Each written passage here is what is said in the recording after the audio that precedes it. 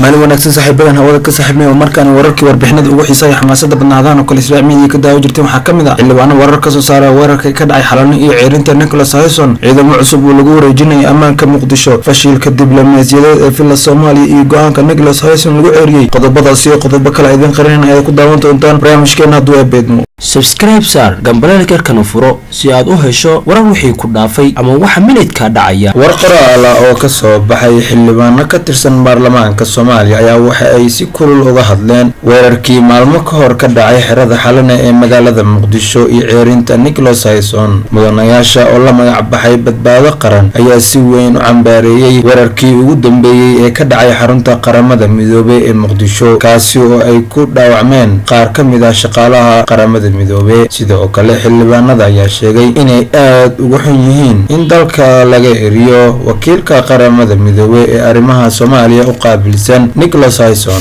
dowladda federaalka Soomaaliya ayaa sanadkan cusub bilowday go'aan si weyn loola yaabay iyada oo sheegtay in ay doonayso inuu wadanka iskaga baxo ergeyga qaarka ah ee qaramada midoobe u qaabilsan dalka Soomaaliya ambassador Nicholas Hayson. go'aanka ayay xukuumadda federaalka Soomaaliya sheegtay inay uga jawaabayso qoraal dheer uu ku soo qoray Nicholas Hayson uu ugu diyaariyay falalkii ka dhacay magaalada Baydhabo xilli ay dhaceysay doorashada ismaamulkaasi iyada oo xarigii dowladda ay geysatay Muqtaar Rowow Abu Mansuur oo ka mid ahaa musharaxiintii xilka u tartamaysay ay dhalisay banaanbaxyo ay dad ku dhinteen. Nicholas Hayson ayaa wasaaradda amniga ee federaalka su'aalo ka weydiiyay dambiyadii ka dhacay Baydhabo ee la sheegay in ay geysteen ciidamada booliska ee dowladda ka amar qaata kuwaasi oo ku shaqeeya mucaawanada ay ka helaan qaramada midoobay. xafiiska UN-ka ayaa su'aalahaasi wasaaradda weydiisay maadaama ay shuruucda qaramada midoobay ka mamnuucayso hay'adda inay taageeraan inay geystaan dambiyada la geysto shacabka sida dilka ka dhacay Baydhabo oo ay geysteen booliska Baydhabo oo si toos ah uga amar qaata dowladda federaalka. gudoomiyaha gobolka Banaadir iyo taliyaha ciidanka booliska Soomaaliya ayaa waxay sheegeen in la diyaariyay ciidamo aad u fara badan oo ka tirsan booliska Soomaaliya kuwaasi oo lagu wareejin doono ammaanka magaalada Muqdisho. ciidamada ayaa la sheegay in ay tiradooda gaarayso dhawaad 1000 askari kuwaasi oo hadda la diyaariyay qorshaha ay ku sheegeen doonaan ciidamadaasi. Bashiir Cabdi Maxamed taliyaha ciidanka booliska Soomaaliya ayaa sheegay in dhawaan ciidamada booliska lagu wareejin doono ammaanka caasimadda magaalada Muqdisho. sidoo kale waxaa isna arintaasi ka hadlay Cabdi Raxmaan Cumar Cusmaan Yariiso gudoomiyaha gobolka Banaadir wuxuuna sheegay inuu aad u soo dhaweynayo ciidamada booliska ee la diyaariyay isla markaana looga talagalay ka hortagga fal amni darro ee ka dhaca magaalada Muqdisho.